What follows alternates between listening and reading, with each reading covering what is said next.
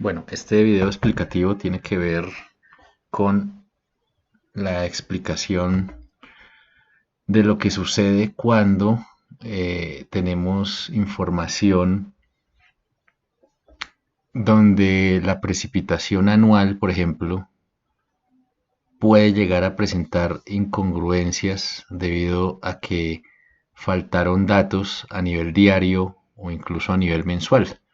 ¿Sí? Si ustedes se fijan, el dato que nosotros usábamos en el cálculo de la precipitación areal, esa información mensual o anual, porque podríamos hacer de cualquier tipo de los polígonos de Thyssen o las isoyetas, dependían a su vez, o sea, las cartas climatológicas de información mensual dependen del registro diario y a su vez los datos anuales dependen del registro mensual. Pero ¿qué pasa cuando existen, por así decirlo, huecos o información faltante diaria y entonces queda ese dato mensual como entre comillas, ¿cierto? Y si se afecta el mensual, pues también se va a afectar el anual, ¿no? Entonces, cuando hay información faltante, y lo pueden revisar en la clase, en el PDF que estoy pasando, un error muy, muy típico, digamos, un error muy, muy clásico, es ignorar ese día donde faltó datos, donde faltaron datos. Muy distinto es cuando tenemos un dato, digamos, de dato cero, ¿sí? O sea, no llovió ese día. Es muy distinto a tener un dato nulo, ¿cierto? Si aparece cero, vale, no hay problema. Pero si aparece un huequito, un espacio en ese registro, pues hay que completarlo, ¿de acuerdo? Hay que completarlo, no hay otra. Digamos que lo correcto es completar la información faltante, ¿de acuerdo? Entonces, aquí lo que vamos a ver es cómo se completa esa información faltante. Si se fijan, aquí tenemos, por ejemplo, una carta climatológica donde, si ustedes se fijan, pues hay información faltante, ¿sí? Ahí en esos espacios encerrados en rojo, pues digamos que hay información faltante, ¿cierto? No es que aparezca dato cero, sino que simplemente no aparece el dato. Y si no aparece, pues es porque hubo falla en el operador, se enfermó ese día, no fue, o el registro tuvo una falla en la calibración irrecuperable, o bueno, cualquiera que hubiera sido la razón, pues el dato falta y hay que recuperarlo. Entonces, ¿de qué forma vamos a recuperar ese dato? Fíjense que la información faltante es a nivel mensual, ¿sí? Quiere decir que hubo muchas faltas diarias dentro de cada uno de esos meses para que hubieran preferido no colocar el dato. Entonces vamos a completar ese dato. Y la forma más típica para completar ese dato no es, porque algunos podrían asumir, bueno, pues si falta el mes de febrero de 2003, fácil, pues hagamos un promedio de los febreros históricos. No, es un error, ¿de acuerdo? ¿Por qué? Porque cada año tiene su característica hidrológica, ¿de acuerdo? Cada año tiene su característica hidrológica, cada año representa una condición climática diferente año a año. Entonces, por ejemplo, en el 1997, ¿qué pasa si hubiera sido niño o niña? ¿De acuerdo? Entonces, el promedio de todo esto se va a haber afectado de manera importante o sea, y de manera muy distinta a si no hubiera habido niño o niña ese año en cuestión. Entonces, no se puede hacer un promedio a nivel del mes histórico, ¿de acuerdo? Mucho menos podemos hacer un promedio a nivel del mismo año, ¿de acuerdo? Un promedio y colocarlo acá. Menos, porque es muy distinto lo que aquí llueve en abril a lo que llueve en enero, ¿cierto? Entonces también es un error promediar, digamos, a nivel del propio año donde falta el dato. Entonces, ¿qué hacemos? ¿Qué es lo que se hace normalmente? Entonces, si el dato mensual que está faltando es de esta estación, que le vamos a llamar estación X, ¿cierto? Lo que nosotros vamos a hacer es apoyarnos de las estaciones vecinas, ¿de acuerdo? Nos apoyamos de las estaciones vecinas. Simplemente eso. Si no hay estaciones vecinas, si no hay estaciones vecinas, ahí sí, como última opción, buscamos un promedio histórico, ¿de acuerdo? Pero más que un promedio histórico, digamos que un promedio inteligente, por así decirlo. O sea, quitando los valores que son muy altos. Aquí quitaríamos el 154 y los muy bajitos. Quitaríamos el 154 y quitaríamos el 3.6. Y, o sea, quitamos los que se salen de su desviación estándar, ¿de acuerdo? Y promediamos con el resto. Pero, si tenemos estaciones vecinas, ¿qué son estaciones vecinas? Estaciones vecinas son estaciones que no quedan a más de 100 kilómetros de distancia y en diferencia de altitud a más de 200 metros sobre el nivel del mar. Eso se puede considerar como una estación vecina. ¿Y qué hacemos con esas estaciones vecinas? Pues completar el dato.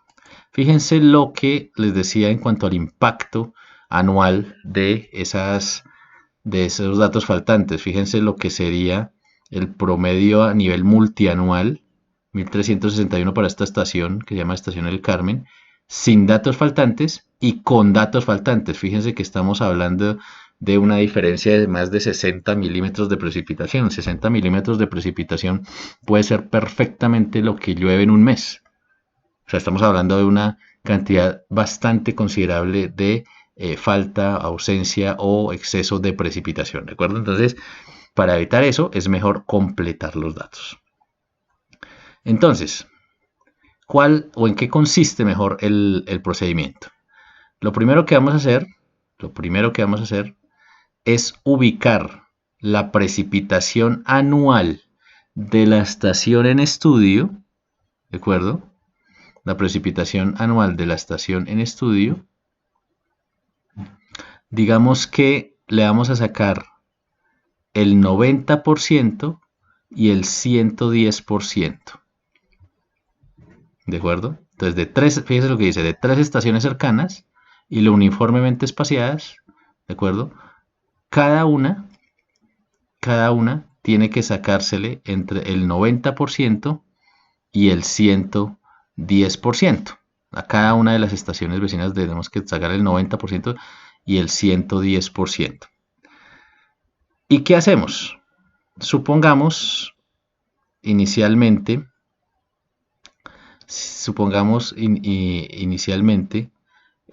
que al sacar el 90% y el 110% de cada una de esas estaciones vecinas, si todas,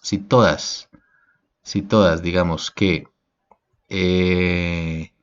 están entre el 90 y el 110% de la precipitación anual promedio de las 3 estaciones, entonces simplemente hago un promedio de las 3 en el mes de estudio, ¿de acuerdo? Si el dato faltante de la estación X es el de enero, pues hacemos simplemente el promedio de los eneros de las otras 3 estaciones, de las 3 estaciones amigas, y listo, se acabó el problema.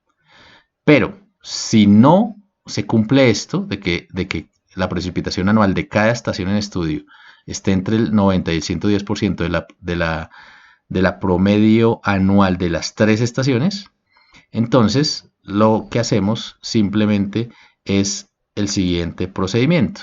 Entonces se aplica esta formulita. ¿Y qué quiere decir esa formulita?